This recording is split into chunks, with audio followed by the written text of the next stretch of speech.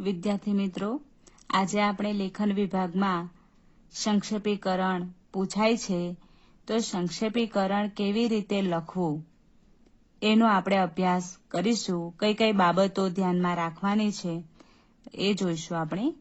તો પહેલા તો આપણે અર્થ જ સમજીએ એનો કે સંક્ષેપીકરણ. સંક્ષેપ એટલે ટૂંકમાં લખવું. હવે તમારા પ્રશ્નપત્રમાં પાઠ્યપુસ્તક સિવાયનો એક ગદ્યખંડ આપવામાં આવે છે અને આ ગદ્યખંડનો ત્રીજા ભાગમાં તમારે સંક્ષેપ કરી તેને યોગ્ય શીર્ષક આપવાનું હોય છે. એક પેરેગ્રાફ આપેલો હોય છે તમને. એ પેરેગ્રાફનો તમારે ત્રીજા ભાગ જેટલો સંક્ષેપ એટલે ટૂંકમાં એના મહત્વના મુદ્દાઓ તમારે લખવાના હોય છે. હવે આ 4 માર્ક્સમાં પૂછાય છે સંક્ષેપીકરણ. તો 4 માર્ક્સમાં પૂછાય છે તો તમારો 1 માર્ક તમારો શીર્ષકનો રહેશે. બાકીના 3 જે માર્ક્સ છે એ તમે જે સંક્ષેપ કર્યું હોય છે, ટૂંકમાં જે મહત્વના જે વિચારો લખ્યા હોય છે, બરાબર, મહત્વની જે વિગતો તમે અલગ તારવી હોય છે એના માર્ક્સ હોય છે. એમ ટોટલ 4 માર્ક્સમાં પૂછાય છે.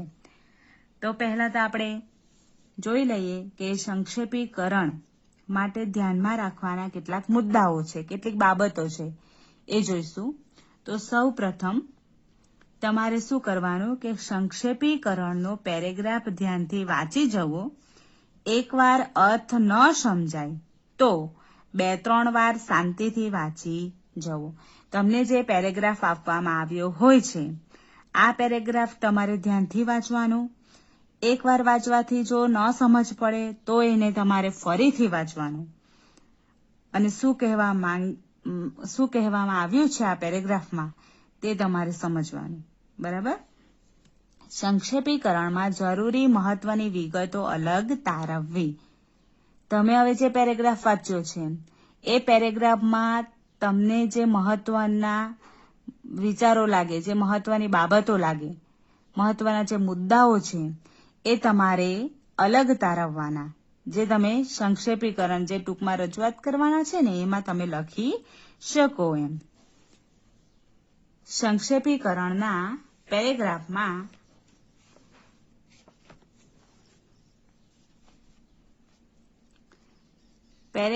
આવતી પુનરુક્તિ દૂર કરવી અને વાક્યો સંદર્ભ જોઈ ભેગા કરવા.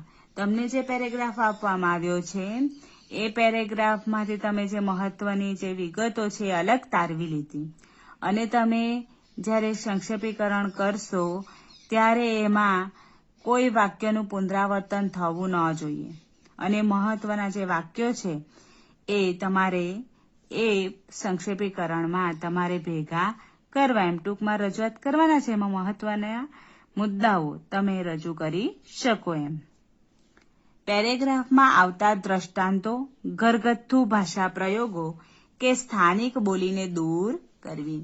કે પેરેગ્રાફ જે તમને આપ્યો છે એમાં આવતા જે દ્રષ્ટાંતો છે, ઘરગથ્થુ જે ભાષા પ્રયોગો છે કે સ્થાનિક બોલીને તમારે દૂર કરવી અને પછી તમારે સંક્ષેપીકરણ લખવું. સાદી, સરળ, સચોટ તેમજ અસરકારક ભાષામાં સંક્ષેપીકરણનો પેરેગ્રાફ લખવો. સાદી, સરળ અને સચોટ તેમજ અસરકારક ભાષાનો પ્રયોગ કરીને તમારે આ જે સંક્ષેપીકરણનો પેરેગ્રાફ તમે લખવાના છો એ તમારે લખવાનું. સંક્ષેપીકરણ એટલે શું? ટૂંકમાં લખવું.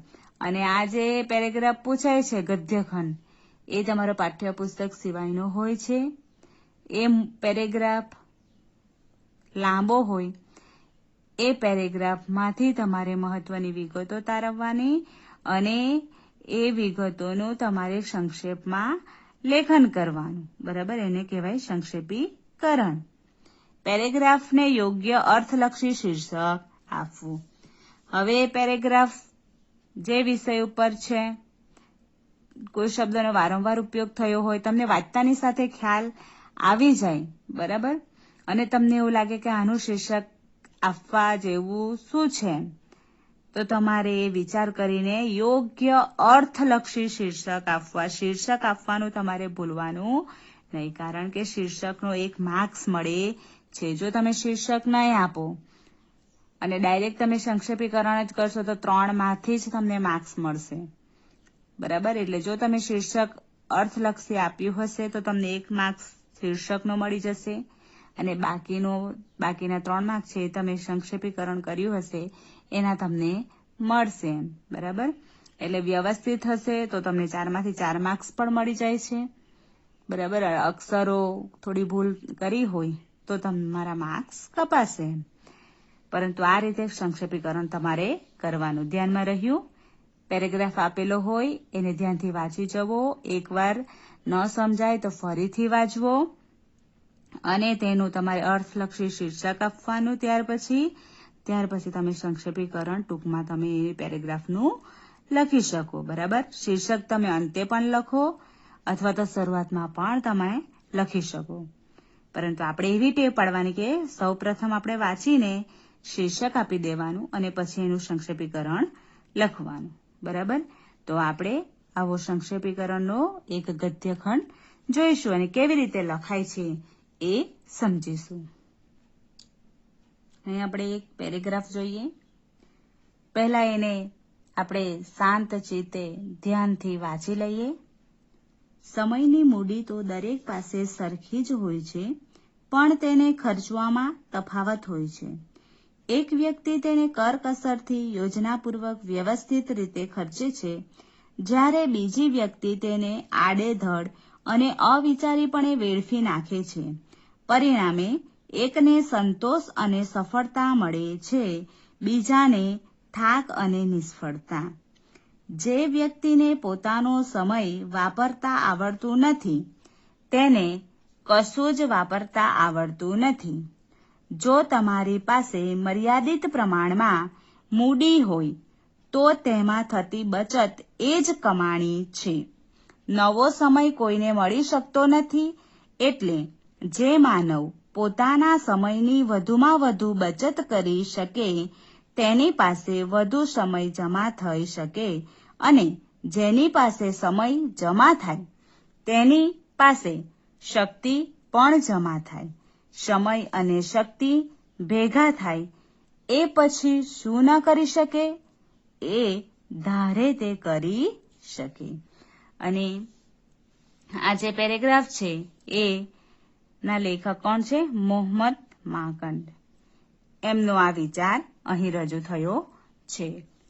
હવે વિદ્યાર્થી મિત્રો, આ પેરેગ્રાફ વાંચ્યો એમાં તમને ખ્યાલ તો આવી ગયો હશે કે આ પેરેગ્રાફમાં શાનું મહત્વ સમજાવવામાં આવ્યું છે, શાની વાત કરવામાં આવી છે. બરાબર. તો શાની વાત કરવામાં આવી છે? સમયની. બરાબર. કોઈ વખત એવું થાય છે કે પેરેગ્રાફ આપ્યો હોય છે એમાં આપણને એક વખત વાંચતા જ આપણને તરત ખ્યાલ આવી જાય છે. કોઈક વખત એવો ગદ્યખંડ પૂછાયો હોય છે કે આપણે એક વખત વાંચ્યું તો આપણને ખ્યાલ ન પણ આવે. તો આપણે શાંત ચિત્તે ફરીથી આપણે એ પેરેગ્રાફને વાંચી જવું અને સમજવાનો પ્રયત્ન કરવો. હવે આ પેરેગ્રાફમાં આપણને એક વખત વાંચતાની સાથે જ ખ્યાલ આવી જાય છે કે આ પેરેગ્રાફમાં સમયની વાત કરવામાં આવી છે. બરાબર.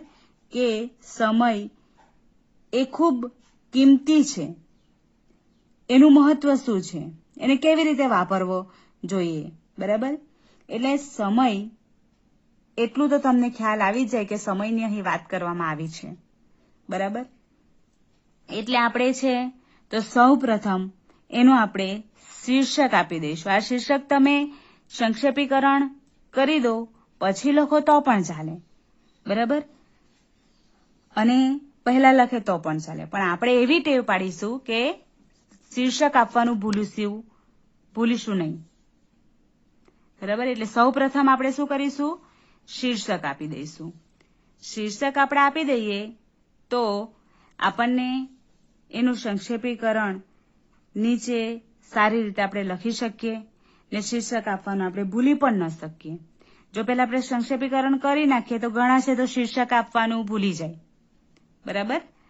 તો આપણે પહેલા શું કરીશું? શીર્ષક આપીશું. બરાબર.